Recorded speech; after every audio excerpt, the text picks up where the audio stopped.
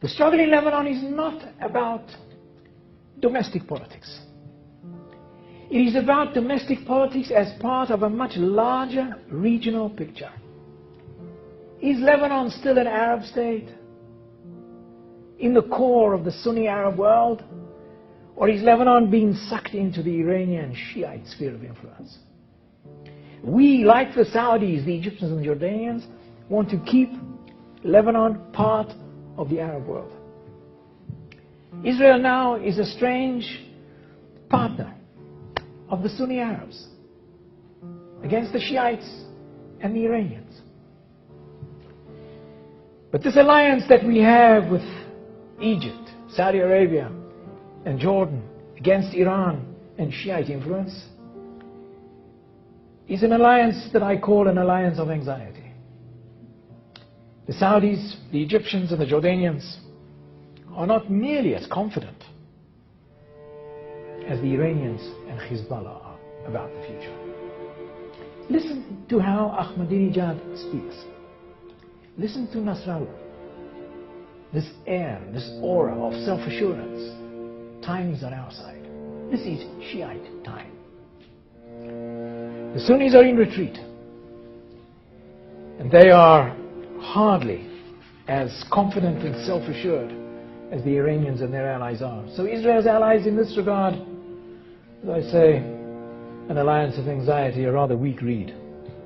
They can rely on Israel to stand up to Iran. I think a lot more than Israel can rely on them to do the same. סגן שר החוץ דני אילון לחץ את ידו של הנסיך הסעודי טורקי אל-פייסל במהלך כנס ביטחון שהתקיים במינכן שבגרמניה. אילון התנגד לפיצול הפאנל נוכח הטענה כי הנסיך הסעודי סירב לשבת עמו בפאנל, וכך נולדה לחיצת היד הדרמטית. Well, since Mr. Turki Al-Faisal called into question my integrity, then I would offer something which is very simple. If indeed it wasn't him who objected to my being here together with him, I would welcome him to shake my outstretched hand right here. And if it's too difficult for you to come up here, I will come down to you. Would you be willing to do that?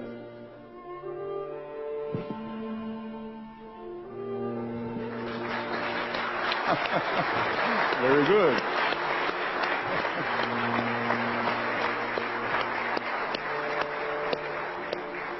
There is a chance. There is a chance. Good. I'm very glad.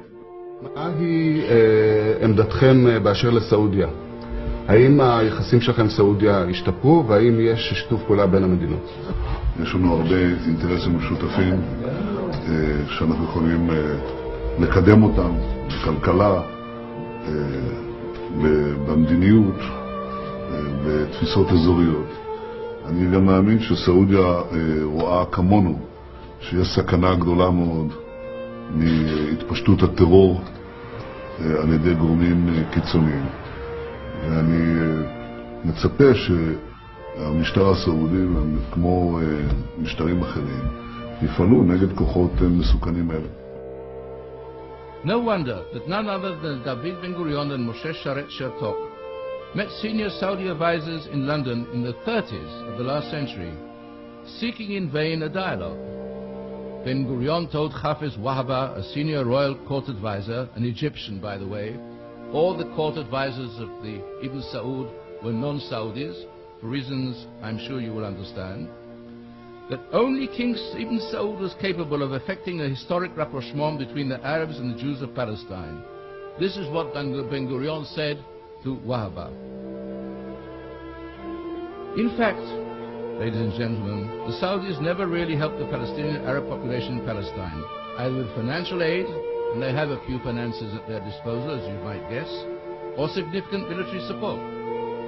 Successive Saudi peace plans culminated in the Saudi initiative of Crown Prince, now King Abdullah, promoting a permanent settlement of the Israeli-Palestinian conflict. And may I remind you that the original Saudi plan made no mention at all of the Arab refugee issue. I wonder why. This was realpolitik in its purest form. Less than a month ago, Prince Salman, the Crown Prince of Saudi Arabia, stated publicly that the policy of the realm in the Middle East could be summed up in two words: security and stability. Security within and stability without. Ladies and gentlemen, does this not mirror exactly what Prime Minister Netanyahu is seeking? Kahanov reveals in his book that during the Second World War, two Saudi princes, both kings of King Ibn Saud, the founder of the dynasty, were treated in Hadassah Hospital on Mount Scopus. One, Prince Mansour, later became the first Minister of Defense of the kingdom. The second wrote a glowing letter of thanks to the hospital on Royal House official news notepaper, praising the treatment he received from the doctors and nurses at the time. His name was Fahd, who later became king in 1985 and was the immediate predecessor of the current monarch who mounted the throne in 2002. Now, none of these two medical patients could have gone to Hadassah without the express approval of Ibn Saud. There are numerous items in the book proving that the Saudis never supported the Palestinian cause with money or arms.